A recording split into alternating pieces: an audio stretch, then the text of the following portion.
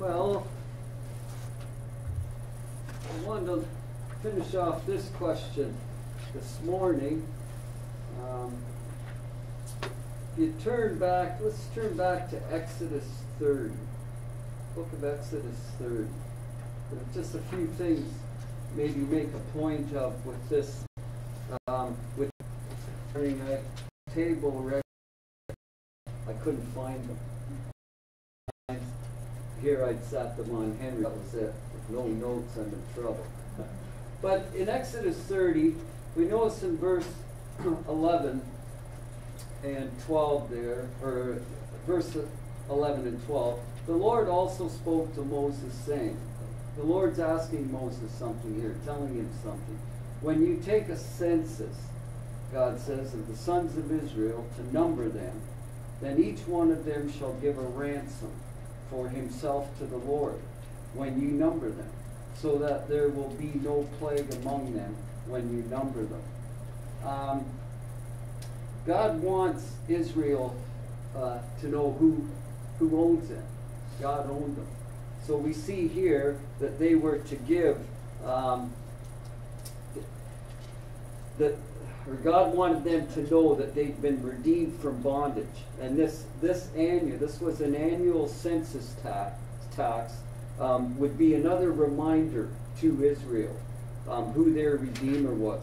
And the silver we read in Exodus chapter 35 and 25, the silver that they gave was used for the sockets and the hooks for the tabernacle. It was used in upkeeping of the tabernacle. And in later years it helped to pay for the upkeep of the house of God.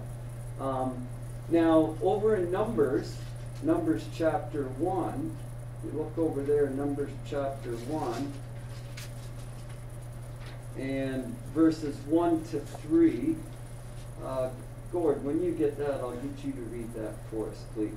Numbers 1, verses 1 to 3.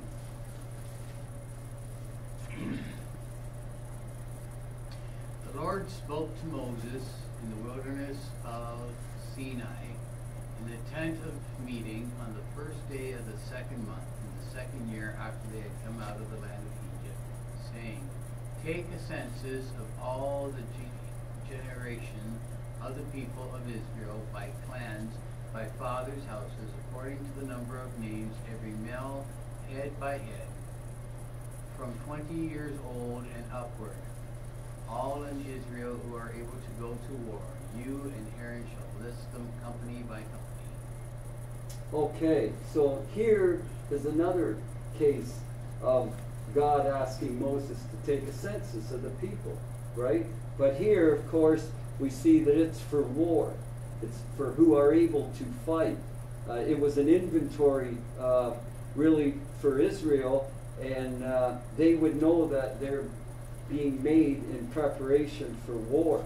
And then over in Numbers chapter 26, Numbers chapter 26, I just have three examples here. Numbers 26, verses 1 to 4. And Kyle, you could read 1 to 2. It'd be all right, if you will, please.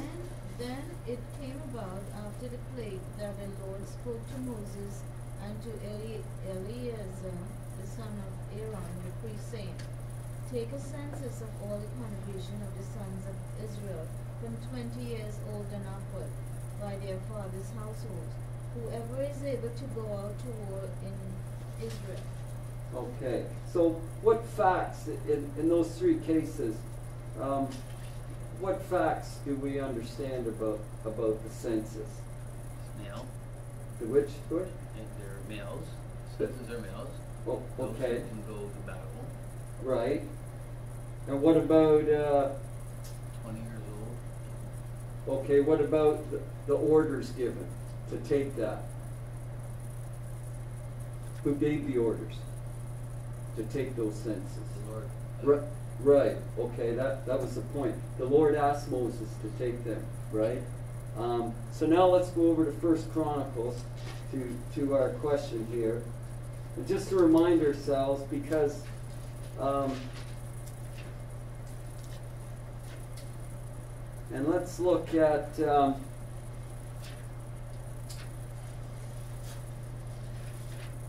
David here. We see in the very beginning decides to take this census, right? And he sends out Joab to take it. Where is there a mention there that God asked David to take that? Is there a mention of God asking David to take that census? Also Satan's plan. But, right. We see that Satan's involved. So that tells us right off the bat that there is sin involved. And we see Joab going, and of course, we know what Joab did. What did Joab to David sending him to take his census? What does Joab do in verse 3? He brings up the Lord. He's responding to the command. Right. He says to David, why do you seek this thing? Right? Why should this be a curse of guilt to Israel? So what did Joab know? It was wrong. Right. There's no mention there of God asking David, to do this. And then we see God was, in verse 7, God was displeased with this thing, so he struck Israel. And then David says in verse 8, what does David say in verse 8? Lisa, what does David? And David said to God, I have sinned greatly in that I have done this thing. But now, please, take away from me verse 7, for I have acted very foolishly. Okay, thank you, Lisa. So, when God commanded Moses to take census, everything was fine, and there was purpose to it. But here now we see that God didn't ask David to take this. Joab knew there was a problem, and now we see David confessing, yes, it was a sin. I've sinned greatly. But something interesting in verse 10. What does God say to David here? He sends Gad, the seer, to David. And what does God make David do now for this sin? Choose between three things. Right. He offers David a choice of 3 punishments for his sin. I don't think there's anybody in this room that would want to have been in David's shoes. David's got to pick one of these punishments. It was either 3 years of famine, or it was 3 months of fleeing before his enemies, running from them, or it was 3 days of plagues. And David and then Israel with a which killed 7,000. And go in verse 13. David, he says, I'm in great distress.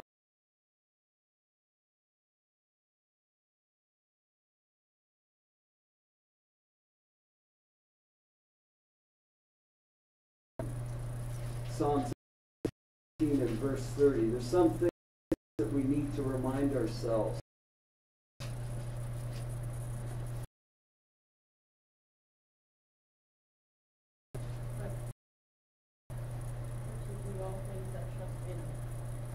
Okay. God's ways are blameless. God's ways are perfect. We need to understand that. No matter what we think of the results. We think of Uzzah and what we think of that. Uzzah was struck dead just for trying to protect the ark. He was told not to touch it. So what God decides to do, his ways are perfect. And then we can trust, we must trust whatever he does. And whatever he allows is also perfect. When we think of what happened to David and Israel here. And we read Isaiah 55 last week, where God says that my thoughts aren't your thoughts. God's thoughts aren't ours. decisions and what moves his emotions aren't ours, and we need to understand that. But nevertheless, whatever happens, Colin? Oh, go ahead, and then Oh, okay. But nevertheless, whatever happens, it's simply our responsibility to obey him, to trust him, and to submit to his will, whether we understand it or not. You know, we must do as he says. I'll get Colin first and then go. Luke 16:15 it says, "And he said to them, You are those who justify yourselves in the sight of men, but God knows your heart, and for that which is highly esteemed among men, it is detestable in the sight of God." So we may think it is great and okay, I don't see anything wrong with that, but it's detestable, it's an abomination in the sight of the Lord. Right. We may think that what is the big deal? That is not so bad. I'm doing something right, but it's not. It's in God's eyes. It's not. So when we try to justify things, it's not right. Right. No matter how we do it, it's wrong. Exactly. We don't see it as detestable, but God does. You know, that's right. Gord? I was just thinking, I was just reading a little bit in First Chronicles 21. David was pleading with God to let this punishment fall on him because it was his decision to act foolishly. And him being stressed out afterwards is how many people lost lives because of him. Right? It had to hit him pretty hard. 70,000 people died because of him. Right. I mean, one person died because of him and Bathsheba, but now he's got nursing 70,000 people on his shoulders. Exactly. Yeah. Yeah, putting ourselves in his shoes. Jeff? That verse you had us read, had Sandra read in Psalm 18:30.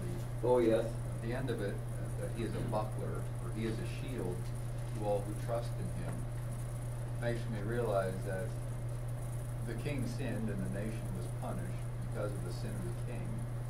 But then again, any of those Israelites that died who had faith in God had nothing to fear.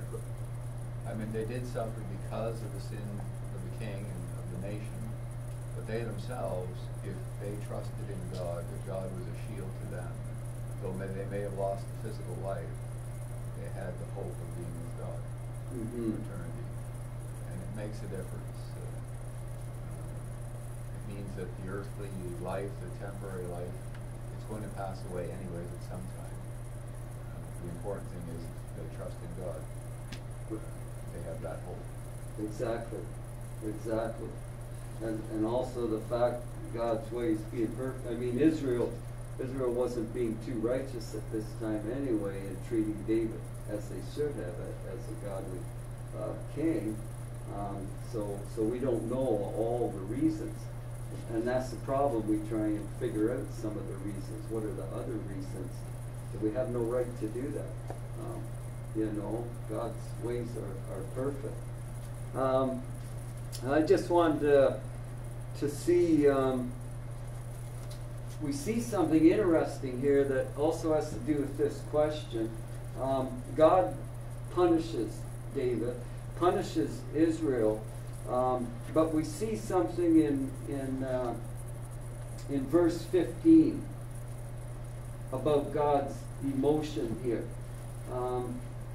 Who could we get? Henry, do you want to read verse 15 of 1 Chronicles 21? God sent an angel to Jerusalem to destroy it. As he was destroyed, the Lord looked and relent of the disaster and sent the angel who was destroyed.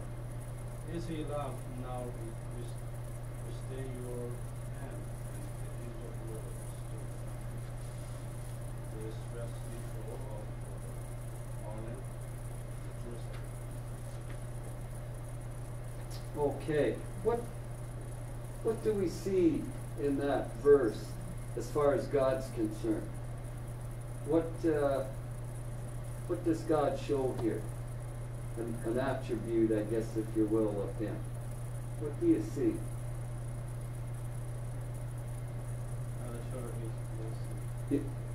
Exactly, and we see God's mercy here, don't we? He sends this angel to Jerusalem to destroy it. And as he's destroying it, these 70,000 men, then God is moved. He's sorry over the calamity, and he stops this destroying angel. We see his mercy here. That's pretty amazing. We need to remind ourselves of that. There's a lot of parallels there between this scene here and for us. And then look down at verse 18. God tells Gad to have David go and build what? In verse 18. What's he to build? He's to build an altar, right. On the threshing floor, we'll speak about that, of Ornan the Jebusite. What I noticed there was God showed his mercy before David builds the altar. Now David builds the altar to offer sacrifices to God because of his mercy. And the threshing floor, Dave asked us, this is another part of Dave's question here, because I called him and asked him about this, as I was puzzled over trying to figure out where he was coming from. But what here about the threshing floor and the preparation of the temple? What do we see there of the threshing floor and the temple? Can you remember? Did you just read?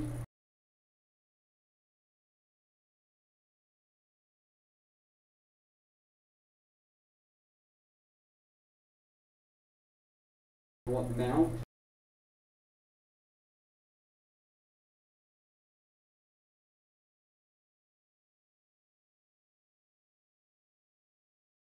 It was known as Mount Moriah, and I didn't write the verse down. I'll maybe come to it through our study here. I'll have to. It's a shame. I had that marked down. I can't find it. But anyways, when Solomon starts to prepare to build the temple, he tells Israel that God had chosen this place, the place where David erected this altar on the threshing floor. Who bought this threshing floor? Jeff? That's 2 Chronicles 3:1. I think was the verse you're looking at. You're right. Yes. Thank you, Jeff. 2 Chronicles 3 and verse 1 reads, Then Solomon began to build the house of the Lord in Jerusalem on Mount Moriah, okay, where the Lord had appeared to his father David at the place that David had prepared on the threshing floor of Ornan the Jebusite.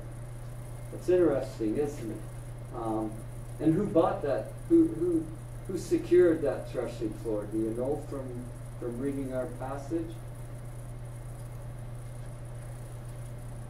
Verse 21. Verse 20.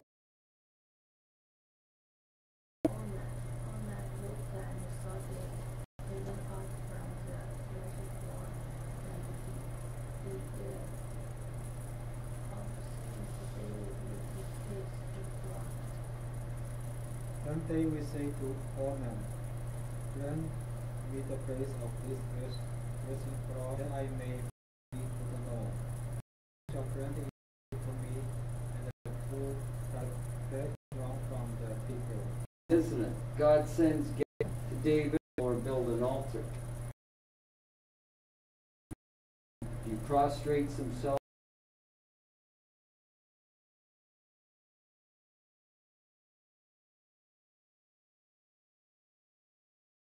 The genealogies.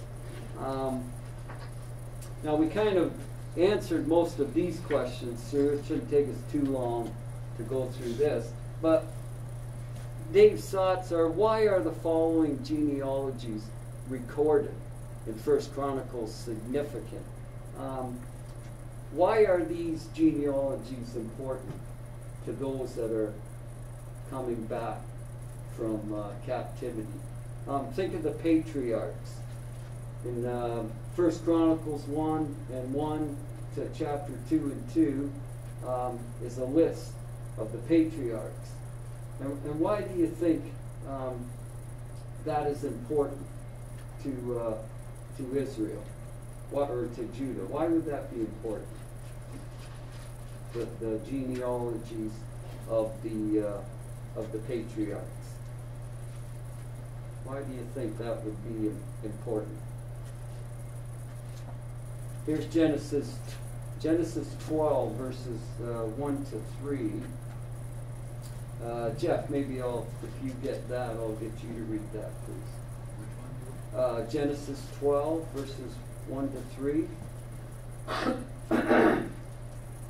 Now the Lord had said to Abram, get out of your country, from your family, and from your father's house, to a land that I will show you. I will make you a great nation. I will bless you and make your name great, and you shall be a blessing. I will bless those who bless you, and I will curse him who curses you. And in you all the families of the earth shall be blessed.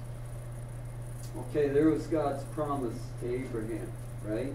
And then back in 1 Chronicles chapter 1, in verse 28, we followed from Adam, okay, in the first verse, and now in verse 27 and 28, the mention of Abraham and the mention of the sons of Abraham is being read to those coming out of captivity. Why is that? Why do they need to know that, do you think?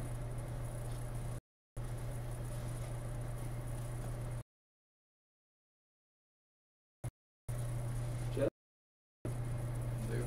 God is going to fulfill his promise. They won't forget. Day-to-day life, you can forget things that have happened in the past. Remember that God is seeing a much larger picture. Right. Exactly. They need to remember, because also they're just coming out of captivity. God's abandoned them for 70 years in captivity.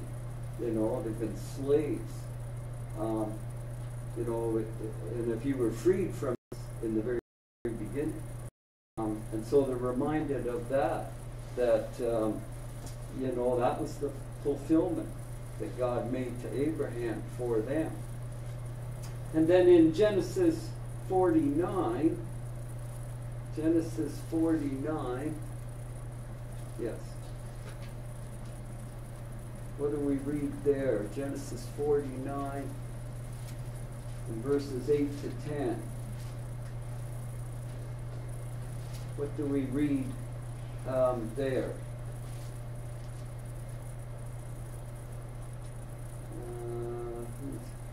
Do you want to read verse 8, Mom, and then Yuri and Veronica, would you read 9 and 10?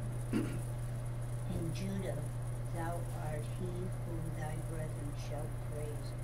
Thy hand shall be in the neck of thine enemies. Thy father's children shall bow down before thee. And verse 9. Judah is a lion's whelp from the prey, my son, you have gone up. He lies down as lion, and as lion who shall rouse him. The scepter shall not depart from Judah, nor neither from between his feet, until thou shalt come into him the obedience of the people.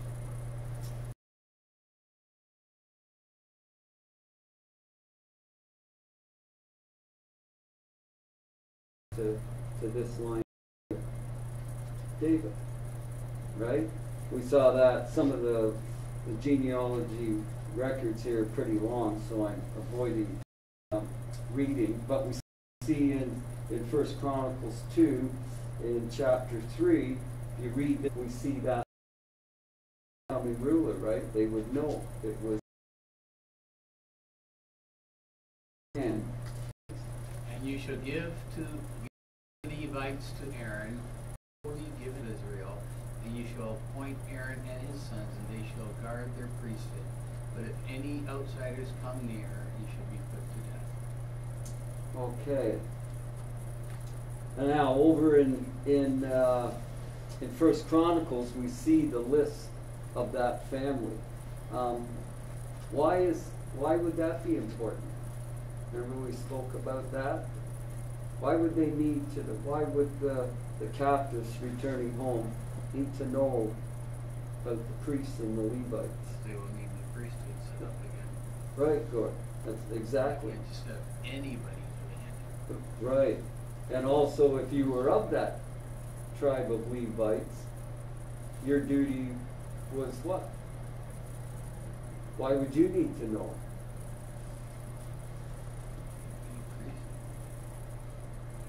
Fulfill the duties of the priesthood. Right, right. To serve. That's your duty. You're to direct the people. That's pretty major responsibility. So you would need to know that. So we see then that they're pretty significant. As we said earlier, as boring as sometimes genealogies are, in this case, it's pretty important. So then, kind of similar question, what is the most important aspect of the genealogies related to the families of Abraham and David? What's the most important? Kala touched on it a minute ago, but what was the most important thing of following that genealogical list? Who was at the end of that list? The whole world needs to know about. Of all the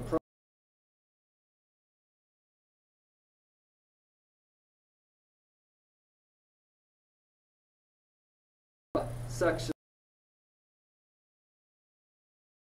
that are already readers, the records, they're listed already in 5 different places in Genesis 5, 11, 25, chapter 35 and 36. All those genealogies are back there. And we saw the use of them back then in the book of Genesis in that time. We need to see the use of them again here in 1 Chronicles, don't we? For all the reasons that we just mentioned and looked at. And also material that is found in other books is, remember the death of King Saul and his sons. Remember that's found in 1 Samuel 31 and also in 1 Chronicles 10. And we see though, what did we notice? Instead of maybe telling you this, remember we talked about what did we notice in each story that was recorded by the one author and then recorded now in 1 Chronicles 10. What did we notice about the different writers telling them stories? Remember? If something happens in my family and I tell you the story, and then Jeff tells you the story, what might happen? This is a little bit of information. Right.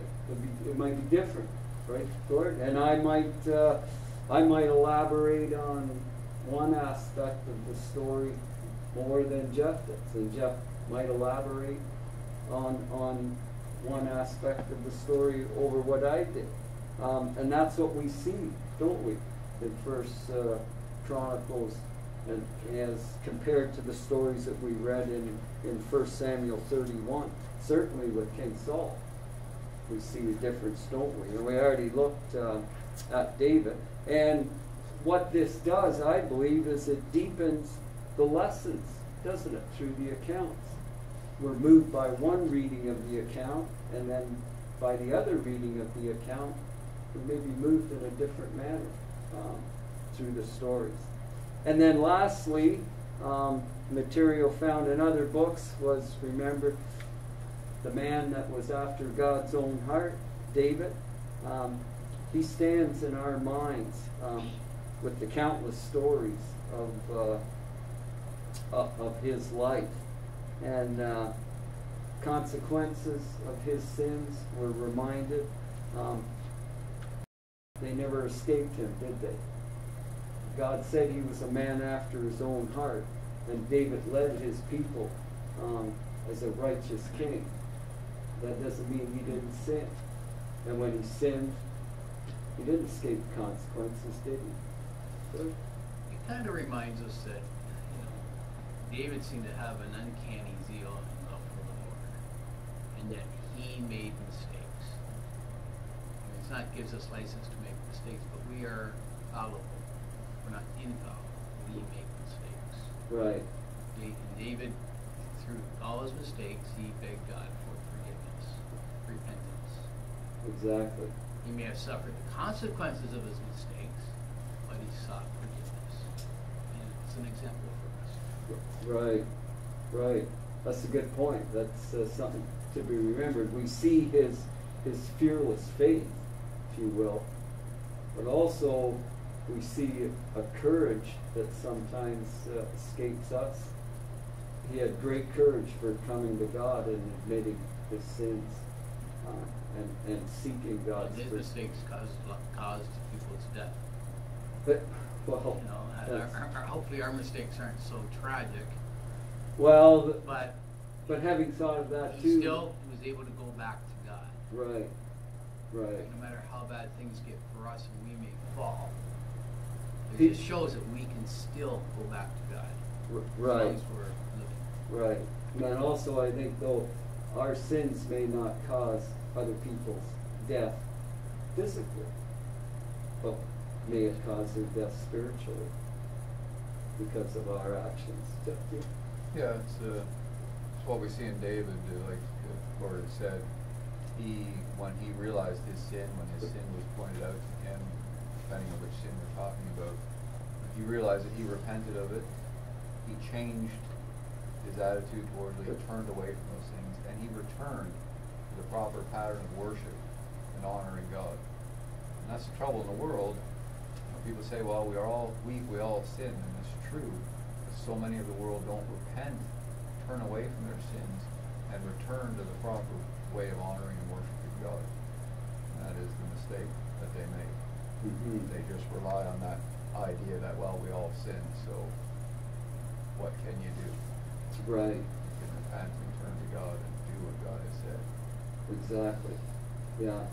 And we see in David's courage too that he let Israel, or Judah and Israel know too, didn't he? His sins. So they knew. Kala? As far as the materials found in other books, in you hear all the time when you read in Kings and Somerset, is it not written in the book of Chronicles and so on? So it's not that it's different. It may the sum total of the word of God is true. So it's just it's a different author, but it is the truth. It is the same thing that they're saying, even though they might elaborate a little more. But what they're trying to prove is that it is true. Right. So that's for learning and understanding. Right? Yes. Yes. It's different, or they're reinforcing what one author says to the other, because it always said, isn't it written in this book, in Chronicles and so on? So you go back to Chronicles and you'll see what they're talking about is the truth. Exactly. So Yeah, that's a good point. The truthfulness is still there yeah. in both accounts, isn't it? And the results are still there. Yeah. It's just one writer maybe doesn't speak as in depth of the results. Like in Chronicles, we read more of David's fearless faith to God. But we don't read, remember we looked at that, we don't read of Bathsheba and his sin there. We don't read of his family, all the results of the consequences of his sin. But nothing's hidden, is it? Well, and so then we conclude with the outline of 1 Chronicles. Of course, the genealogical records in the first 9 chapters, and then we read of the rise of King David in chapters 10 through to 22. And of course, at the end, and this we'll see how 2nd Chronicles opens, but it ends with the preparation, right, that David made for Solomon's succession and for the building of Solomon's temple. So we'll end there then, and next week we'll begin with 2nd Chronicles, and we'll end our class there then. Thank you for your attention.